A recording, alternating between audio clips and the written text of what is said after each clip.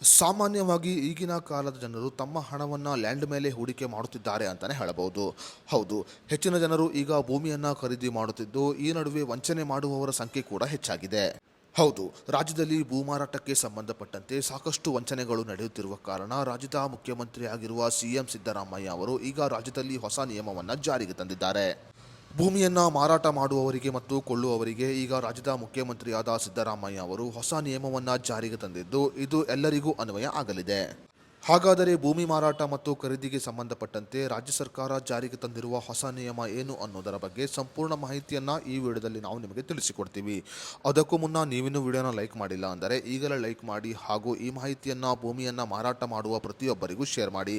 ಅದೇ ರೀತಿಯಲ್ಲಿ ಈ ಮಾಹಿತಿಯನ್ನ ಭೂಮಿ ಖರೀದಿ ಮಾಡುವವರಿಗೂ ಕೂಡ ಶೇರ್ ಮಾಡಿ.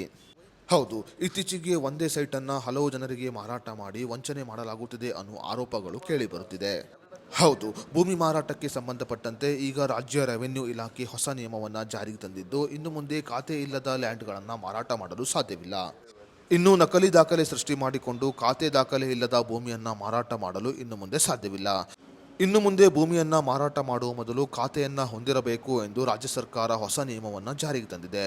ಇನ್ನು ಮುಂದೆ ಖಾತೆ ಇಲ್ಲದ ಭೂಮಿಯನ್ನ ಮಾರಾಟ ಮಾಡಲು ಸಾಧ್ಯವಿಲ್ಲ.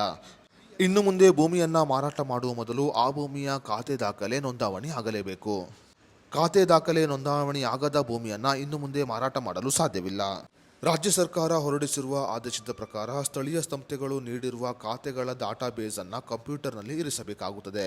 ಕಂಪ್ಯೂಟರ್ನಲ್ಲಿ ಇರುವ ಖಾತೆ ದಾಖಲೆಗಳನ್ನು ಹೊಂದಿರುವ ಭೂಮಿಯನ್ನು ಮಾತ್ರ ಮಾರಾಟ ಮಾಡಬಹುದಾಗಿದೆ. ಅದೇ ರೀತಿಯಲ್ಲಿ ಇನ್ನು ಮುಂದೆ ಭೂಮಿಯ ನೋಂದಾವಣಿಯನ್ನು ಡಾಟಾಬೇಸ್ ಅನ್ನು ಆಧರಿಸಿ ಮಾಡಲಾಗುತ್ತದೆ.